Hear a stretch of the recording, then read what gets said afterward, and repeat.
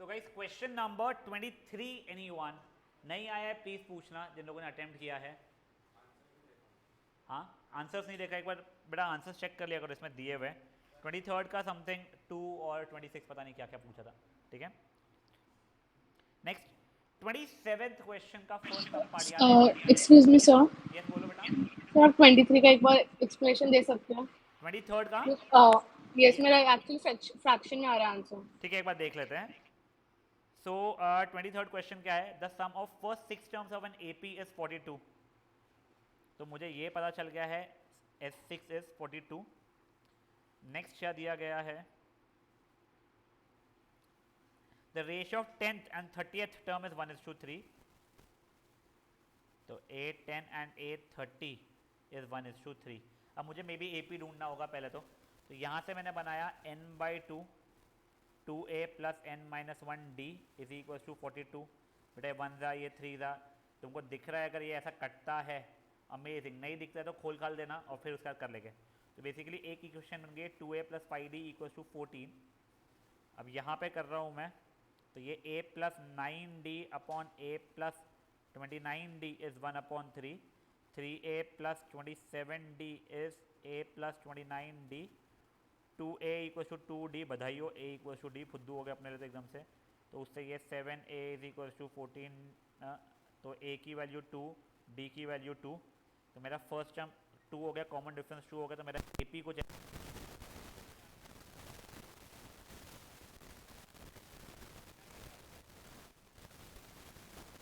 हाँ तिशा सर समझ गया।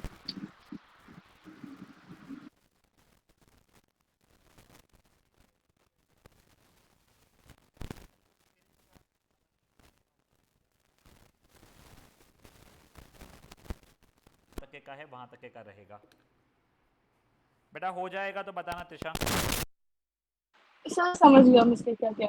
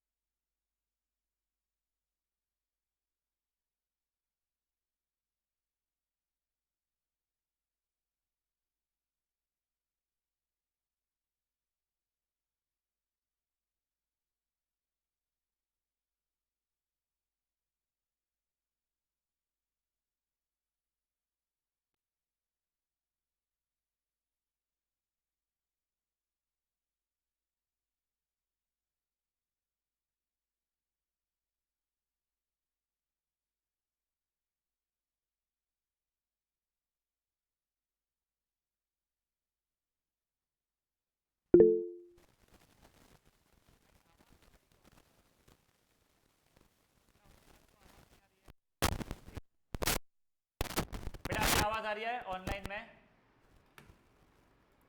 Guys can you hear me? Yes sir. Yes I yes sir. Think कुछ glitch हुआ था। यस ये था 3 टर्म्स इन एपी, ये था 4 टर्म्स इन एपी। अब सर मैं को अगर बोलते 3 टर्म्स इन एपी और आपने सिखाया नहीं था, मैं तो 3 टर्म को a plus d a plus 2d लिया था। 4 टर्म्स बोलते तो a plus d a plus 2d a plus 3d लिया था। कोई गलती है क्या इसमें? तो बिल्कुल भी कोई गलती नहीं। आप कोई भी लाल वाले तरीके से करो या ब्लैक वाले तरीके से करो, आंसर सेम आएगा। आपके ऊपर है आपको किसका कैलकुलेशन ईजियर लगता है। तो अपन एक काम करते हैं, अपन जो 2-3 क्वेश्चंस जो है ना वो दोनों तरीके से एक बार कर लेते हैं। फाइन। पहला क्वेश्चन है 3 टर्म है वो एपी में, सम 21 है और प्रोडक्ट 315 है। तो अभी देखो पहले लाल वाले तरीके से ले रहा हूँ मैं। सम क्या दिया हुआ है मुझे उनका, कितना दिया एक बार बुक में देख लेता हूँ, बुक है नहीं सॉरी। सम इज 21, ठीक है। तो 3a equal to 21, a equal to 7। Product मुझे दिया गया है हाउ मच? 315। प्रोडक्ट मतलब हो जाएगा a minus G a plus D is 315, correct? 315। ये 7 को बच्चा लोग मैंने यहाँ पे भेजा अगर, तो 7 minus D 7 plus D is 315 पर 7 यानी 45। ये a plus B into A minus B हो जाएगा A square minus B square 45, तो डी स्क्वायर इज 4, डी की वैल्यू क्या हो जाएगी प्लस माइनस टू, सिर्फ प्लस टू मत बोलना बेटा, ठीक है, 2 या फिर माइनस टू, तो मेरे तीन टर्म्स क्या क्या हो जाएंगे, अगर मान लो इफ़ डी की वैल्यू 2 है तो मेरे तीन टर्म्स हो जाएंगे 5, 7, 9, यही अगर मान लो डी की वैल्यू -2 है तो तीन टर्म्स हो जाएगा 9, 7, 5, ये एक तरीका है। दूसरा तरीका नहीं सर, 3 टर्म था इन ए पी बोला था, मेरे तीन टर्म्स मैंने ये a plus d a plus 2 d माना है, तो मेरा पहले इक्वेशन जाएगा a plus d plus a plus 2 d is equal to 21, 3a plus 3d equal to 21, a plus d equal to 7, ये मेरी फर्स्ट इक्वेशन हो रही है। यहाँ से मैं एक काम करता हूँ सर, क्या a की वैल्यू निकालूँ या d की वैल्यू निकालूँ, बोलो a बोल रहे बच्चे, तो a की वैल्यू हो जाएगी 7 माइनस डी, अब प्रोडक्ट बोला गया है तो a plus D a plus 2d is equal to 315, a की जगह मैंने डाला 7 माइनस डी, ये a प्लस डी की वैल्यू 7 पता थी मुझे, यहाँ पे डाला 7 minus D plus 2d is 315, 7 minus D, ये 7 को वहाँ भेज दूंगा, इसको मिला के हो रहा है 7 plus D is equals to 315 by 7, that will be equals to 45, वही फिर 49 minus D square equals to 45, तो बेटा डी स्क्वायर की वैल्यू 4, तो डी की वैल्यू 2 या -2, फिर सॉल्व करूँगा आंसर लाऊंगा। सर वो इतना डिफिकल्ट तो है नहीं, बिल्कुल सही बोल रहा हूँ, बिल्कुल डिफिकल्ट नहीं है, बट ये ईजियर है। Now I will tell you something, 11 तो ठीक है यार, चलो तुम जैसे ही 12th वगैरह में आओगे ना, you guys will surely struggle with time, this is not 10th mathematics any more. 12th mathematics के कई सारे चैप्टर्स ऐसे हैं जिसका एक आंसर करने में 4 से 5 पेजेस लग जाएंगे। मैट्रिसेस डिटरमिनेंट्स का क्या होता है, वहाँ पर इतना लिखना पड़ता है क्या, नहीं एक्चुअल में क्या हो जाता है ना, उसके अंदर 3-4 लाइन ऐसे खा जाते हैं तुम लोग, ये तू से एक ऐसा टेबल बनाते हो, यहाँ पे कुछ 5, 8, 1, 3, 6, 2, -1, 4, 3, ये लिखते हो, इतनी बड़ी 3 जगह की तुमने तू से लिखने में खा गए जगह, ये मैट्रिक्स होता है क्या, तो वैसे कर करके बड़े बड़े बड़े बड़े पेजेस होना शुरू हो जाते हैं, लिखते लिखते लिखते गलती हो गई, तुम्हारे को वापस स्टार्ट करना पड़ेगा, समय बहुत ज़्यादा गलत, समय बहुत ज़्यादा बर्बाद होता है। तो कोशिश करो जहाँ पे तुम अपना कैलकुलेशन पास कर सकते हो कोई तरीके से, तो वो रखो। दूसरी चीज़, चलो 12th मैथ्स तो छोड़ो, तुम जैसे कोई भी एंट्रेंस एग्जामिनेशन देने जाओगे, see I am not sure if you have heard, CAT is very difficult, CAT यानी MBA के एग्जाम जैसा हो जाता है। See mathematics over there is not very difficult, the problem is उसमें समय का बहुत इशू आता है, वहाँ पे 512 इंटू 328 करने तुम बैठ गए, तुम्हारे को बहुत समय लग जाएगा, तुम लोगों को 3 डिजिट बाई 3 डिजिट ओरली नहीं आना चाहिए, वो एक्सपेक्टेशन नहीं है, बट तुम लोगों से ये ज़रूर एक्सपेक्टेशन है कि तुम लोगों को अप्रॉक्सीमेट वैल्यू के ट्रिक्स पता होनी चाहिए, तो वो चीज़ मैं नहीं सिखाता हूँ, पर एटलीस्ट कोई क्वेश्चन को अगर हम फास्ट करने का कोई तरीका है ऑलरेडी एग्जिस्टिंग से लेफ्ट वाला था, तो वो ट्राई करके रखो अभी के लिए, ठीक है। ये 3 टर्म्स वाला है, हाँ यस, अगर 5 टर्म्स होता तो a-2d, a-d, a plus d, a plus 2d, 6 terms अगर होता तो a-5d, a-d, a-5d, a-3d, a-d, a plus d, a plus 3d, a plus 5d, a-5d, a-3d, 2d का डिफरेंस, फिर a-d, अब 2d का डिफरेंस, फिर a प्लस d, 2d का difference, वैसे क्या करता, वो तब पूछता नहीं है, but still I was just showing. अब एक सेकंड जो कि एक और एग्जांपल कोई ना 4 टर्म्स वाला अगर होगा इसके अंदर क्वेश्चन, तो वो देखते हैं, तो उसने कुछ इंक्रीजिंग एपी दिया हुआ है क्या, नहीं तो उसने बस फाइंड द 3 टर्म्स बोला था, इसलिए तो 5, 7, 9 दिया, फाइंड द एपी होता तो 5, 7, 9 और 9, 7, 5, वो दोनों दो अलग अलग एपी हो जाते थे, ठीक है। अच्छा इसमें 3 नंबर्स वाले ही है यार, 4 नंबर वाला है ही नहीं कोई, अनफॉर्चुनेटली, छोड़ो, मेरे वर्कशीट में है एंड 10th स्टैंडर्ड की, किसी को देखना है, हाँ सर यही क्यों दिखा रहे हो, लग रहा है नित्य हमको पगले। यस 27th का second sub part, anyone do not be shy, yes 3 terms are in AP, उनका सम है 24, तो पहला स्टेप तो हो गया बच्चा मेरा ये वाला, बेटा मैं बोल नहीं रहा हूँ, मैं डायरेक्टली टाइपिंग कर रहा हूँ एंड लिख रहा हूँ, तो प्लीज़ बॉदर मत होना, ठीक है ना, कि आवाज़ नहीं आती है।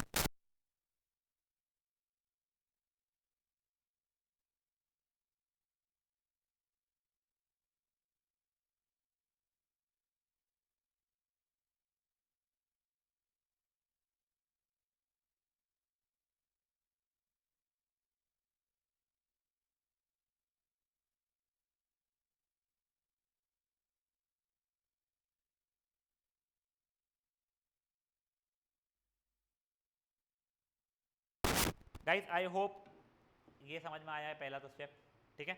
नेक्स्ट आता बच्चा अपना the sum of their squares. पहले मुझे इसका मतलब समझाओ।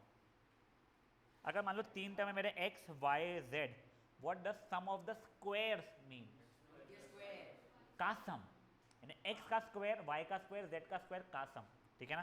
तो मेरे वैसे तीन टर्म्स क्या कहते हैं, a minus So, b, a plus c. sum of three consecutive number 24 है, आपने 21 लिखा ओह actually. अच्छा sorry, this was suppose to be 24, तो this will become 8, I am so sorry, ठीक है।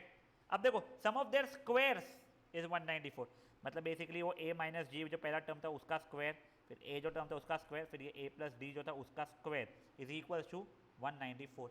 अब मेरे को a की वैल्यू 8 पता है, वो डालूंगा, तो 8 minus g square plus 8 square plus 8 plus d का square is equal to 194। a minus b whole square है और a plus b whole square अगर पता ही है वो लगाया,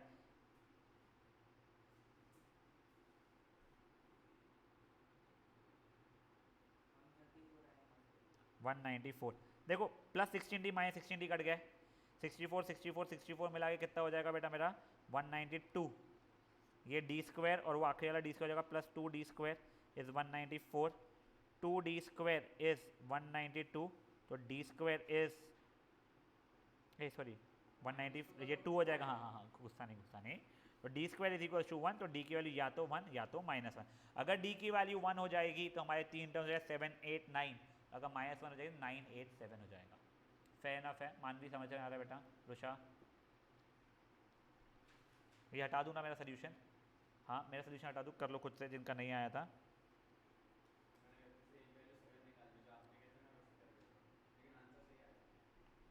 तूने ए plus d, a plus 2d लिया था क्या?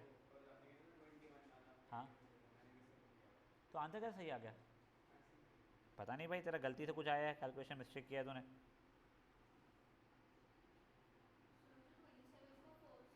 हाँ बच्चा, उसने 5 7 9 नहीं दिया तो ना, तो देख उसने एक्चुअल में क्या दिया गया है ना, उसने फाइंड द नंबर्स बोल रहा है, he is not asking find the AP. If he would have asked find the AP 579 and 975 would have been two different APs. Number से तो 579 को एक्सेप्ट कर ले रहा है वो। ना ना दोनों सही आंसर थे बच्चा। जैसे अब जो थर्ड सब पार्ट है उसमें आई थिंक सो एक ही आंसर आने वाला है, उसमें दो आंसर नहीं आएंगे, ठीक है। रुषा तेरा हो जाएगा बताना बेटा, फिर मैं थर्ड सब पार्ट शुरू करूंगा।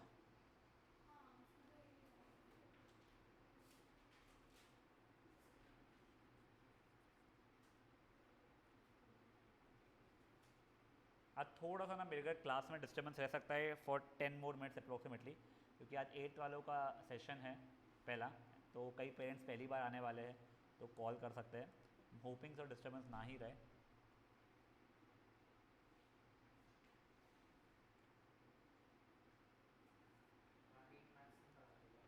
नहीं बच्चा मेरे को टाइम नहीं मिल रहा उस चीज़ के लिए, पिछले के पिछले पढ़ाता था मैं, तुम्हारे जब 10th चल रहा था तब भी नहीं किया था मैंने। संजय जी देखो बहुत डांटती थी ना, देखो बहुत डांटती थी ना। चलो सॉरी रुषा एक बार देख ले थर्ड वाला सब पार्ट भी। Sum of three terms in AP is 30, चलो ठीक है, तेरा a minus g plus a plus D is 30, 3a 30, तो a की वैल्यू 10 आ गई है। तो आप क्या दिया, ratio of first term to third term, first term to third term is 3/7, and 10 minus d upon 10 plus d is 3/7, तो 70 minus 7d 30 plus 3d, तो 40 is 10d, तो d की वैल्यू 4 आ रही है, तो मैं तीन टर्म्स क्या कर जाएंगे 6 10 14, ठीक है आला। दूसरा कंप्लीट कर ले बच्चा, फिर अपन देखते हैं आगे क्या।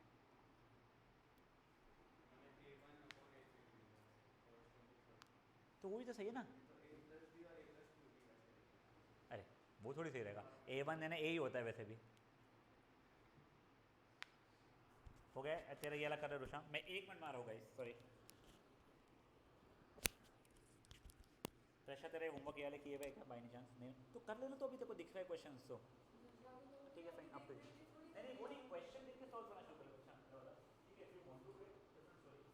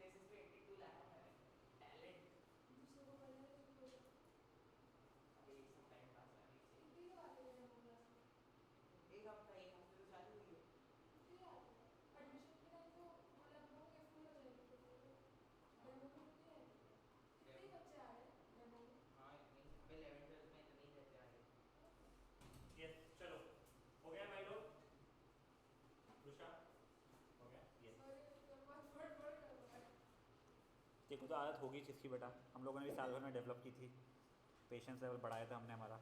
चलो 28th question anyone, all these are good question and if you ask me these are the kind of question that should be asked, but ठीक है। क्या गलत आंसर है ना? हाँ गलत आया ना बच्चा, तूने बोला। अब the income of a person is, जो भी दिया है कितना दिया है, 3 लाख है ना, 3 lakh in the first year and he receive an increment of 10K every year for next 19 years, find the total amount he receive in 20 years. तो S20 निकालना था बेसिकली। वाह वाह वाह वाह वाह, सही में। I think 29th question is a good question. So specially with applied mathematics students, तुम लोग ना ये चीज़ें बहुत ज़्यादा देखने वाले हो, पेंशन, रिटायरमेंट, सैलरी, ये वर्ड्स। स्पेशली एक ना आगे तुम्हारे को जो NSC नेशनल सेविंग सर्टिफिकेट दिख रहा है वर्ड क्वेश्चन नंबर 32 में, तो NPS है कि नेशनल पेंशन स्कीम का कुछ नहीं, आई एम नॉट श्योर। हाँ तो ये सब चीज़ें ना बेटा, तो एक है शायद से नेशनल पेंशन स्कीम का भी, मंथली पेंशन तो ठीक है, ये सब चीज़ों के बारे में तुम अप्लाइड मैथ्स में शायद से ना पढ़ो, ठीक है ना, बट तुम लोग धीरे धीरे BCom BBA वगैरह भी करोगे 11th 12th में भी, you will learn about all of these things and these are very important and very interesting things in future. मुझे जो थोड़ा बहुत पता होगा कुछ कुछ, वो भी ऐसा है कि मैं भी इंस्टाग्राम पे ये इन्फ्लुएंसर्स का सुन के मेरे को पता है, बहुत बेयर मिनिमम कुछ पता होगा तो मैं आपसे शेयर जरूर कर लूँगा। Yes, question number 29th anyone, 29 उसका भी गलत है। Yes, a person was drawing a salary of 25,000 in the 11th year, सही है, चलो ठीक है। 30th question number 30th anyone, अच्छा तो तूने अटेम्प्ट भी नहीं किया है निकम्मे, पर सुन ले चल। A person was drawing salary of 25,000 in the 11th year of a service and a salary of 29,000 in the 19th year. Given that pension is half the salary at retirement time, find his monthly pension if he had put in 25 years of service before retirement. बड़ा बहुत अच्छा question है, ठीक है, सुन लो एक बार तुम लोग। क्या दिया हुआ है, एक बंदे की 11वें महीने में 11वें साल में पर मंथ सैलरी उसकी आई थी 25,000 रुपये, ठीक है, और 19th ईयर में उसका क्या बोलते दिया गया था 29,000। यहाँ पे दिया गया है इंक्रीमेंट इज कांस्टेंट, तो ये AP है, ठीक है, तो इस AP का मैं फर्स्ट टर्म और कॉमन डिफरेंस निकाल लेता हूँ मैं। A plus 10D is 25,000, A plus 18D is 29,000, subtract करूँगा, माइनस 8D इज माइनस 4,000, तो D की वैल्यू 500 आ रही है बच्चा लोग, तो A की वैल्यू आई थिंक 15,000 आ रही है। यहाँ तक है, ठीक है। ये मंथली सैलरी थी उसकी, पहले साल के मंथली सैलरी थी 15,000 थी। अब देखो, given that the pension is half the salary at retirement, find his monthly pension if he had put in 25 years of service before retirement. मेरा ये गलत है क्या? ये 5,000 का या 20,000 होना चाहिए, sorry my bad, A should be 20,000, correct, ये सही है आप लोगों का। अब देखो, अब यहाँ पे क्या है, pension is half the salary at retirement time, जितना भी उसकी सैलरी उसने ड्रॉ किया है उससे आधा उसको पेंशन और मिलने वाला है। अब वही एक कंफ्यूजन होता है इसके लैंग्वेज में, ठीक है। तो एक काम करते हैं, पहले अपन लोग पेंशन का मतलब जैसे बता रहा था तुम लोगों को, क्या होता है ना, जैसे तुम्हारे पैकेज आता है, सैलरी पैकेज, कभी तुमने सुना है कि 80 लाख का पैकेज है बंदे का, तुम्हारे हिसाब से अच्छा है बुरा है? नॉट टॉकिंग नित्यम, 80 लाख का package is crazily good for an engineer, तो इट्स अमेजिंग, बट इसका मतलब ये नहीं होता है कि पूरा साल भर में आपके हाथ में 80 लाख रुपए आएगा हाथ में, टैक्स कटता है वो तो ठीक है, इसके सिवाय भी बहुत सारे कंपोनेंट्स होते हैं। कई बार वो लोग क्या करते हैं ना, आपको बताता हूँ, जैसे कि आप लोगों को रहने के लिए आप लोगों को घर प्रोवाइड करते हैं, और वो बताते हैं कि अरे घर की अप्रोक्सीमेट रेंट होना चाहिए था 25,000 रुपये महीने का, फॉर एग्जाम्पल, तो देखा है 3 लाख रुपए वो तुम पे खर्च कर रहा है। एक सेकंड ऐसे, सॉरी, हेलो,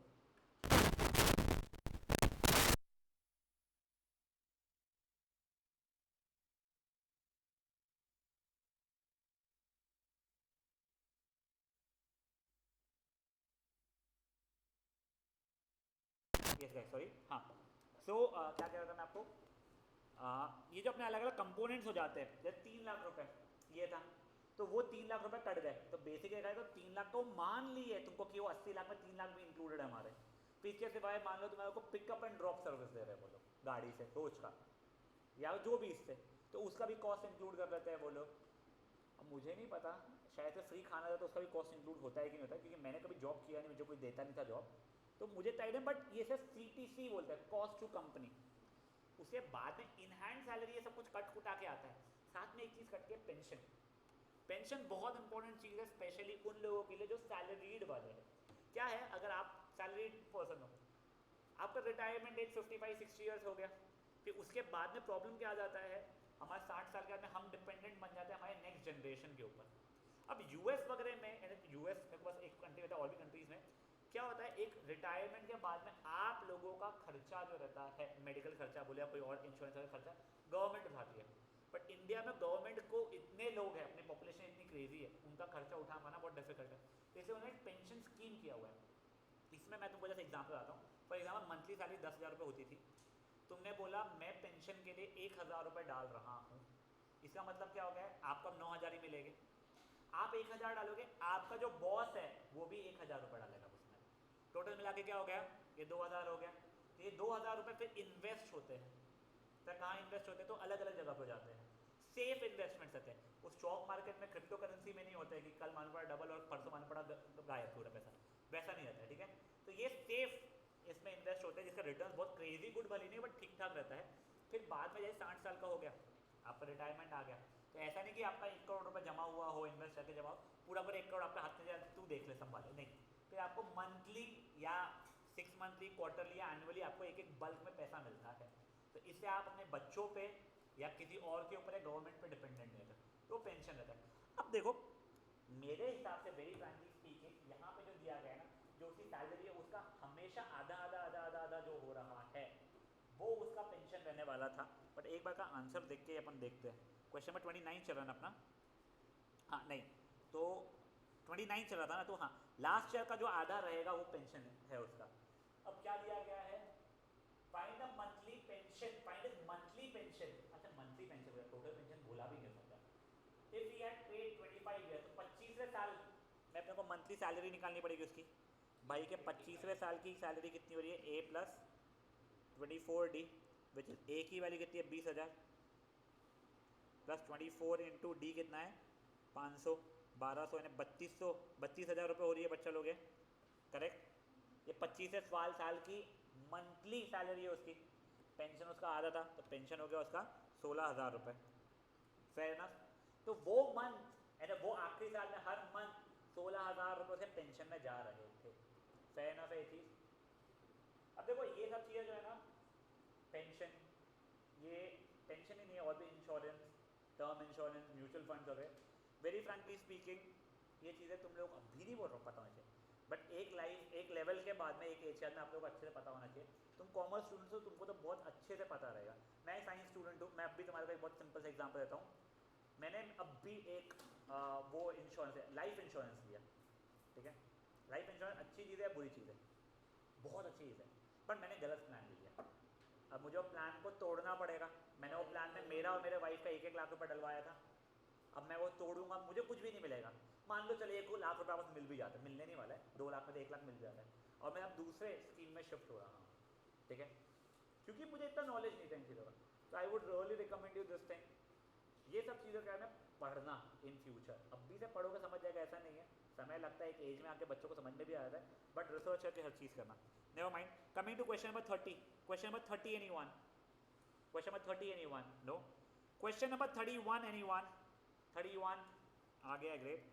क्वेश्चन नंबर 32, अब नेशनल सेविंग सर्टिफिकेट के बारे में मुझे बहुत अच्छे से पता नहीं है, बट ये मेजरली क्या हो जाता है ना, एक इन्वेस्टमेंट का जरिया होता है कि आपने 10,000 में वो सर्टिफिकेट तो खरीदा है, इन फ्यूचर उसकी मान लो 6%, 7%, 8% वैल्यू बढ़ती जाती है, बढ़ती जाती है, बढ़ती जाती है, वैसा रहता है। बट अगेन मुझे बहुत अच्छे से नहीं पता, जितना मुझे आइडिया है, अपन इनको पैसा देते हैं गवर्नमेंट को, गवर्नमेंट उसे कुछ प्रोजेक्ट में लगा के उससे पैसा कमाती है, वो तुमको बोल देती है कि 8% फिक्स इस पर तुम्हारे को कंपाउंडेड तुमको पैसा दूंगी, यानी बैंक जैसे ही हो जाता है, तो नेशनल सेविंग सर्टिफिकेट बोलते हैं।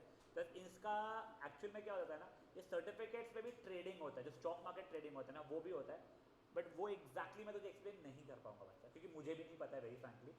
May be in accounts you might have it in 11th और 12th, और मे बी अगर वो नहीं तो आप सीए जब प्रिपेयर करोगे तो उसमें पक्का आएगा। बीकॉम बीबीए मुझे कोई आइडिया नहीं उसके इसमें का, नेवर माइंड। क्वेश्चन नंबर 32 तक हमारा हो गया है, यानी कि फेयर एनफ। चलो अब यहाँ के कुछ वर्डेड प्रॉब्लम करते हैं हम लोग आज। These are comparatively simpler as worded problems. Come over to example number 26. In a cricket tournament, 16 teams participated. Sum of 8,000 was to be awarded in the teams. Last prize को last वाले को 275 मिला और अवार्ड इंक्रीज हुए जा रहा था। बताओ किसको कितना कितना मिला है। यानी ऐसा एक क्वेश्चन था, गणेश चतुर्थी में 7 लोग की टीम थी, 700 रुपए देना बांटना था, वो कुछ drawing competition, handwriting competition. Ganesh Chaturthi नहीं था वर्ड वहाँ पे, ने कोई चलो नेवर माइंड। तो 26 क्वेश्चन ट्राई करो। बेसिकली दिया गया है एक टीम को 275 मिले, नेक्स्ट टीम को उससे कुछ एक्स अमाउंट ज़्यादा मिला, फिर उसको और एक्स अमाउंट ज़्यादा मिला, मतलब ए भी बन चुका है। टोटल मिला के 16 लोग थे, एन के लिए 16 है, S16 की वजह अपने को 8,000 दी गई है।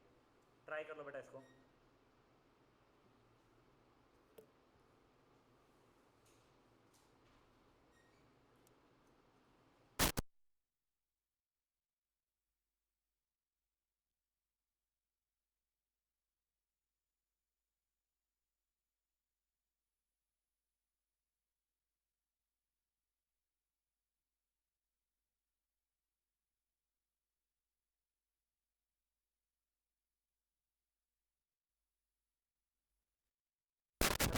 दिया गया है, एस ए दिया गया है,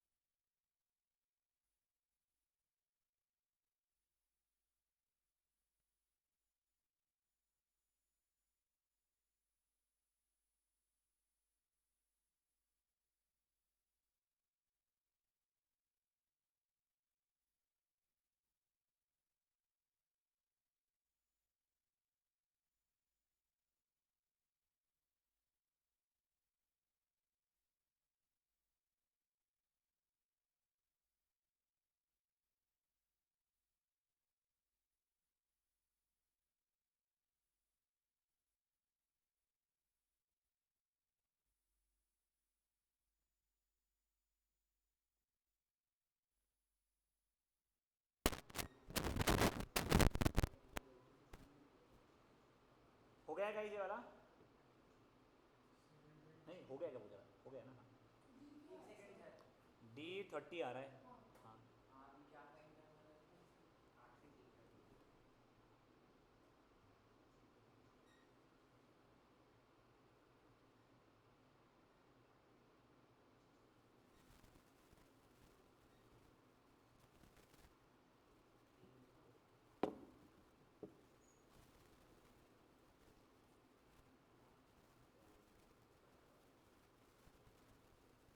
किसी को कोई इशूज आ रहा होगा ऐसे कैलकुलेशन या कोई चीज़ में तो प्लीज़ बोलना, शर्माना मत बेटा।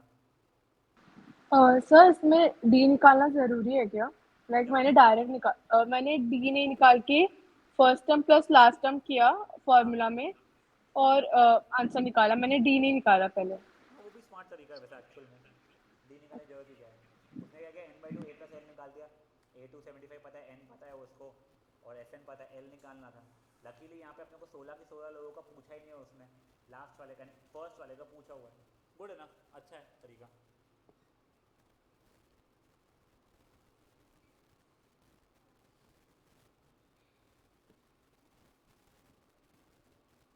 चलो करें अभी, बढ़े आगे पक्का। मालूम हो जाएगा तो बोलना बच्चा। 27th क्वेश्चन अपन लोग कल के सेशन में करेंगे, इसका जो एग्जाम्पल है ये बहुत अच्छा एग्जाम्पल है, अच्छा खासा कंफ्यूज करता है बच्चों को, इसे एक बार का वो रुक जाओ 27th वाले का। 28th क्वेश्चन ये अपन कर चुके हैं लास्ट ईयर 10th में, वो याद है पटेटो रेस, वो 5 मिनट आगे जाके आपस में डालता था, फिर 3 मिनट। वो अलग था बच्चा, वो जो तू बोल रहा है ना पाई R1 plus pi R2 plus pi R3 वाला, वो नहीं। ये लास्ट क्वेश्चन था तुम्हारा एक्सरसाइज का लास्ट ईयर टेस्ट में, D30 आ रहा है बेटा, उसे A16 निकाल ले। एक बार 28 ट्राई करो, जम जाएगा।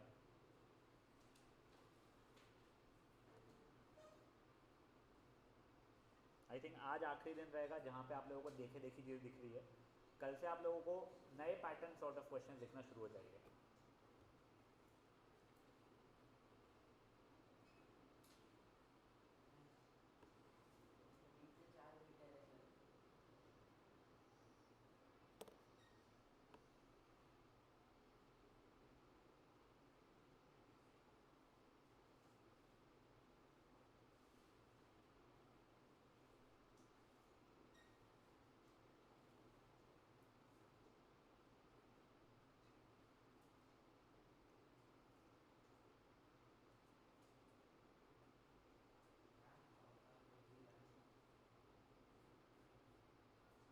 हाँ बच्चा, S इंटू 2 वैसे भी कर सकता है। तू क्या कर रहा है ना बेटा, तू पहले वाले को 24 मान रहा है, फिर उसके आगे कितना है 4 मीटर के 28 मान रहा है, फिर ऐसा कर रहा है। मैं कैसा करता बताता हूँ तुझे। मेरे को पहला पटेटो जाके लाने में 48 मीटर भागना पड़ा, दूसरे वाले को जाके लाने में 28 का 28 आया, मतलब 56 करना पड़ा। फिर नेक्स्ट वाले को जाने के लिए 31 गया, 31 आया तो 62 पड़ा। तो मेरे को इंटू 2 नहीं करना पड़ रहा है बाद में, मैं पहले ही 2 कर ले रहा हूँ। तू या तो ऐसा कर ले, वन वे का आंसर निकाल ले, जो भी आंसर था दैट इंटू 2 कर ले, या जैसा मैं बोल रहा हूँ वो निकाल ले, 20 तेरे पे वो चीज़। मालूम जब समझाया क्वेश्चन बच्चा, वेट, मालूम समझा अच्छा है? नहीं, कौन सा क्वेश्चन नंबर 28 ले गया, 26 ले गया?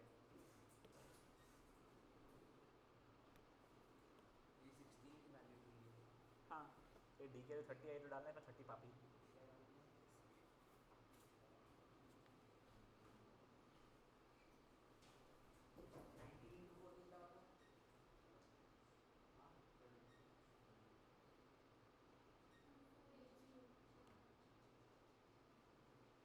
To 2480 is the correct answer बेटा।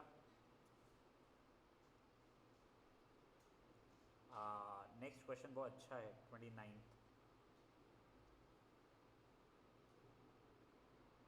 सर मैं ऐसा नहीं करता क्या, S20 इक्वल्स टू 24? S20 को 24 कैसे हो गया? मैं वो 24 मीटर से दूर आ जाऊँ, उसको लास्ट डालू लेकिन तो वो लास्ट डालूंगा, मैं ऐसा आता हूँ ना, मतलब एक ही वैल्यू तो थोड़ी हो रही है,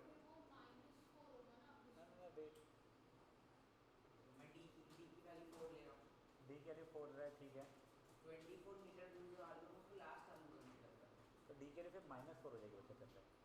तो अगर पहला जो सबसे आखिरी में पड़ा हुआ है 20वां आलू, वो लेना सबसे पहले जाता है फॉर एग्जाम्पल, वो 24 मीटर दूर ले रहा हूँ। वो किसने बोला 24 मीटर दूर है? पहला आलू जो रखा हुआ है, अच्छा मैंने फर्स्ट चार्ट पोटैटो पढ़ा ही नहीं। अच्छा ये कोई बात नहीं बेटा, प्लीज क्वेश्चन पूरा पढ़ना हमेशा और थोड़ा ध्यान से पढ़ना। Answer 2480 metre.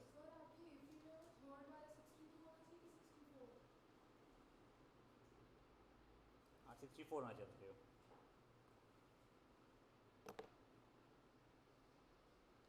जिनका 28 हो जाए ना, एक बार आपने क्वेश्चन देख चुका है, मालूम हो गया क्वेश्चन का डेटा वेटा जो लिखना है अपने को 28 का, पक्का?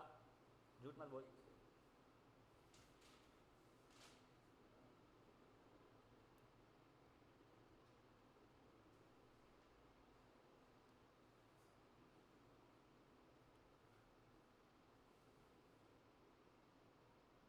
सर 480 वो लोग question number example number 29 try करना शुरू कर देंगे बेटा। 2480 हाँ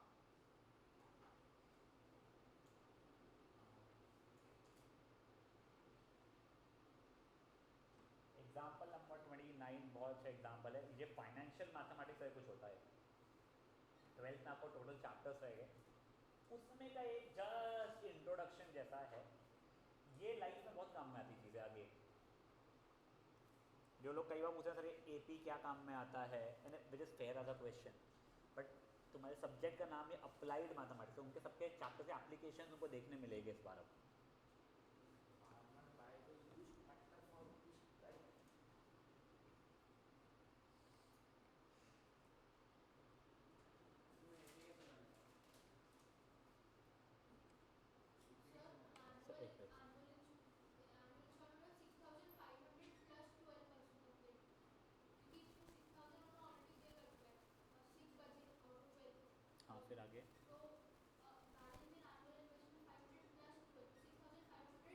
मैक्सिमम 5 मिनट की, और मुझे ये नहीं समझा था एक्चुअल में।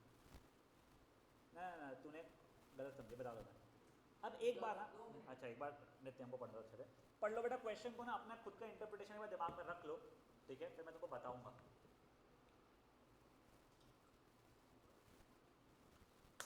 तुमने वर्ड EMI सुना है ना? हाँ, ये वो नहीं है। EMI का फुल फॉर्म होता है इक्वेटेड मंथली इंस्टॉलमेंट, ठीक है ना? 12th में आएगा तुमको चैप्टर EMI, उसमें हर मंथ भरते हो और एक इक्वल अमाउंट भरते हो। यहाँ पे पहली बार तो हर साल भरने वाले हो आप, और उसमें भी हर साल इक्वल अमाउंट नहीं भरने वाले हो, ठीक है ना? नित्य तेरा क्वेश्चन पढ़ना है, बताना, हो गया? अब देखो बात क्या हो रही है, 12,000 का कुछ तो भी सामान था, अपन ने 6,000 रुपये भर दिए, 6,000 बचे। हमने प्रॉमिस किया हर साल 500 रुपये भरेंगे, बट अब घर की खेती तो है नहीं कि ठीक है बढ़िया हो गया सर, 12 साल का है मौका अपना 500 भरने का, 500 दिए, सामने वाला कुछ नहीं, भाई वो सिर्फ ब्याज लेगा। टाइम वैल्यू ऑफ मनी पे एक चीज़ होती है, आज का 5,000 रुपये 2 साल बाद 5,000 रुपये नहीं रहेगा। फॉर एग्जाम्पल आज तुम्हारे यहाँ पे मैगी कितने की आती है एक पैकेट, आई थिंक 12-14 रुपये, 14 रुपये का हो गया शायद से पुद्दू सा, हाँ बेटा उससे ज़्यादा मोटी बड़ी मैगी मेरे समय पे जब मैं तुम्हारे से छोटा था थोड़ा सा और 10 रुपये की आती थी। तो पिछले मेरे समय के 10 रुपये आज के समय के 10 रुपये नहीं बचे, उसकी वैल्यू बहुत कम हो चुकी है। तो वैसे ही अगर मैं हर साल 500 दूंगा बस, सामने वाले तो बम्बू लग जाएंगे। तो इसके लिए देखो क्या डिसाइड हुआ था, 6,000 भर दिया वो खुश है। अब जो 6,000 बचे हैं वो मैं कितने साल में भरूंगा, 12 सालों में 500 हर साल करते रहे, बट उसके ऊपर मुझे इंटरेस्ट भी भरना पड़ेगा। अब कितना इंटरेस्ट भरना पड़ेगा, 12%। किसका 12%? जितना बैलेंस बचा हुआ है। तो देखो मेरा आफ्टर 1 ईयर मेरे को 500 रुपये तो भरने ही है, प्लस ये जो पूरे के पूरे 6,000 रुपये थे उसके ऊपर का 12% भरना पड़ेगा, प्लस 12% ऑफ 6,000 रुपये।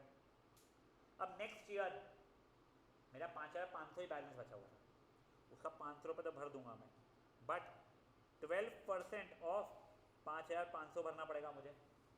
अब मेरा बैलेंस कितना बचा है, 5,000 वैसे बचा हुआ है, ठीक है? तो अब मुझे 500 रुपये और भरूंगा, प्लस 12% ऑफ 5,000 रुपये भरना पड़ेगा।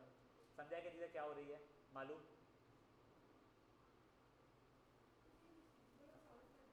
मालूम, समझ में आया क्या हो रहा है? पक्का? देखो तुम लोगों ने 6,000 रुपये पहले भर चुके हैं, अब ये जो तुम भर रहे हो इसे प्रिंसिपल बोलते हैं, हिंदी भाषा में मूल। ये जो तुम भरे जा रहे हो इसे इंटरेस्ट बोलते हैं, इसे बोला था हिंदी भाषा में ब्याज। अबे पुराने मूवीज वगैरह में बहुत ज़्यादा इस्तेमाल होता था, एक बूढ़ी सी औरत, उसका बेटा हीरो निकलता था, वो पैसे भरने जाती थी कोई तो भी सेठ को, फिर जब देती थी सेठ बोलता था ये तो मूल हुआ, अब मैं ब्याज वसूलूंगा, ये वो चीज़ें है, ठीक है ना? तुम लोगों ने शायद इतनी पुरानी मूवी देखी नहीं होगी लाइफ में, तुम्हारे में इंग्लिश में बोलते रहते थे, कोई बात नहीं। ये देखो मूल यानी जो प्रिंसिपल है 500 ये 12 बार तुम भरोगे तो 6,000 रुपये हो जाएगा। ये जो नीचे का तुम इंटरेस्ट भर रहे हो ये भरोगे, पहले साल ये भरा, दूसरे साल ये भरा, तीसरे साल ये भरा, इसकी वैल्यू निकालते हैं। 12% ऑफ 6,000 कितना हो जाएगा, आई थिंक 720 हो रहा है। 12% ऑफ 5,500 कितना हो जाएगा, तो 12% ऑफ 5,500 कटा कटा 55 इंटू 12, 10 11 5 5 660 रुपये हो रहा है। फिर 12% ऑफ 5,000 कितना हो जाएगा बच्चा लोग मेरा, तो वो हो जाएगा 600 रुपये। समझा ये चीज़? किसी को कोई इशू है यहाँ तक है? तो ये दिख रहा है तुम्हारे को, ये जो मेरा इंटरेस्ट है वो AP में चल रहा है, तो मैं पहले सिर्फ और सिर्फ इंटरेस्ट का SN निकाल रहा हूँ फॉर 12 मंथ्स। तो S12 क्या हो जाएगा, n/2 2A plus n-1 D, यहाँ तक है, ठीक है? 1 ज़ा 6 ज़ा 1440 माइनस 660,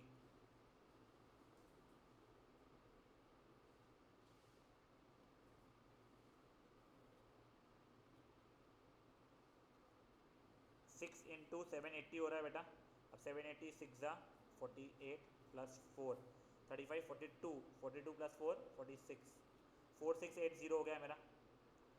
तो बेसिकली मैंने जो 12 साल में धीरे धीरे धीरे करके भरा है, तो मैंने पहले 6,000 रुपये तो पहले डाउन पेमेंट कर चुका था, ये मेरा डाउन पेमेंट था।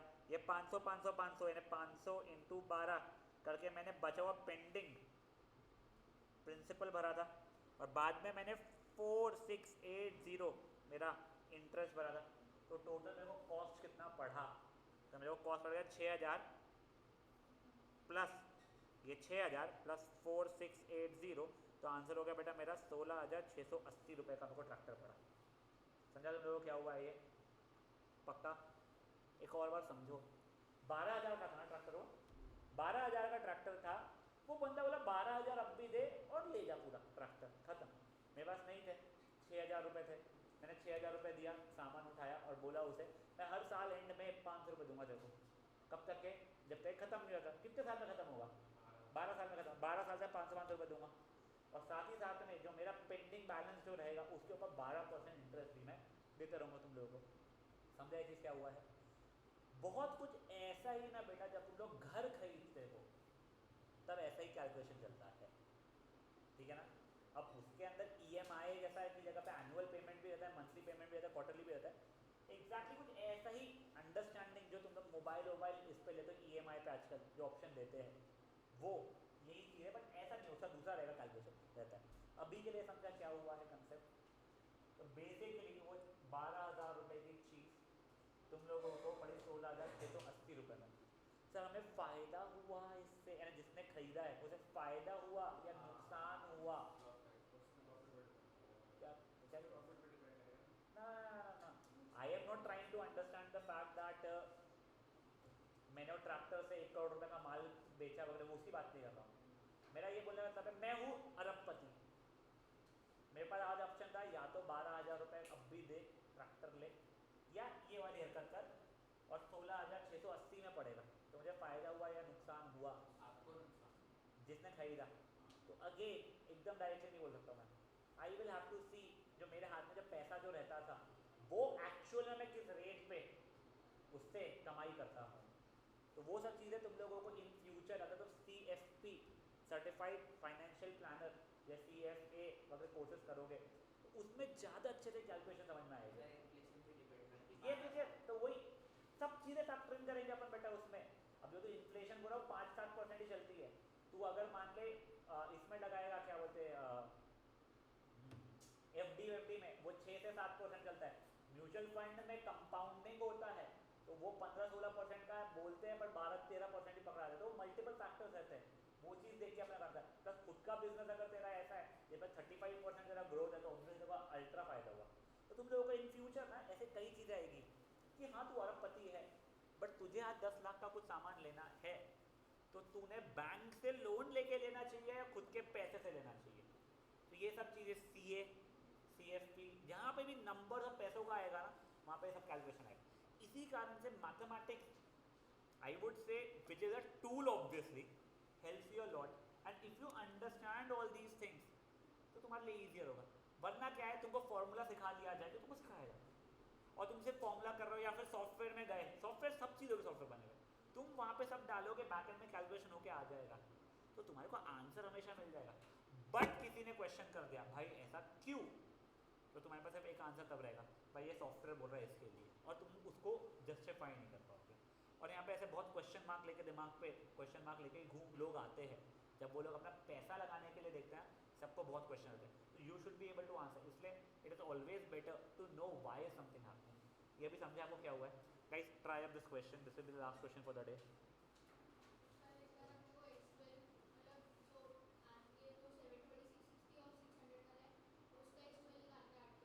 मैंने फिर S12 निकाला, मतलब होता है इंटरेस्ट भरा। ये 500 करके मैं प्रिंसिपल भरे जा रहा था और ओरिजिनली मैं 6,000 डाउन पेमेंट दे चुका था। तो अगर मुझसे पूछा गया ओवरऑल ट्रैक्टर कितने का पड़ा तो डाउन पेमेंट प्लस बचा हुआ प्रिंसिपल प्लस इंटरेस्ट। और हाँ ये यहाँ पे मैंने S12 निकाला है। S12 कैसे निकाला है, तो पहले 12% ऑफ पेंडिंग यानी 6,000, फिर नेक्स्ट ईयर 12% ऑफ पेंडिंग मतलब 5,500 का 12%, फिर 5,000 का 12%, 4,500 का 12%। तो मुझे दिख गया तो AP बन रहा है, ठीक है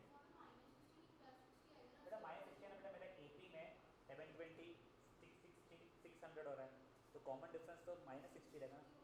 A2 - A1 660 - 720, ठीक है। सुषा मैडम को समझ में आ रहा है चीज़ें? Tisha and Mihika, I hope आप लोगों को कुछ चीज़ें समझ में आ रही है। Yes sir. मिहिका जी आपको समझ में आ रहा है? अच्छा Yes, sir. ग्रेट। मीका, मुझे ना एक बार क्लास के बाद में एक हाई भेजना, मैं आपको पिछले पूरे सेशंस के जो है उसका रिकॉर्डिंग भेजूंगा बच्चा। Sure. ओके, क्या बोला? श्योर, ओके, मैं डर गया।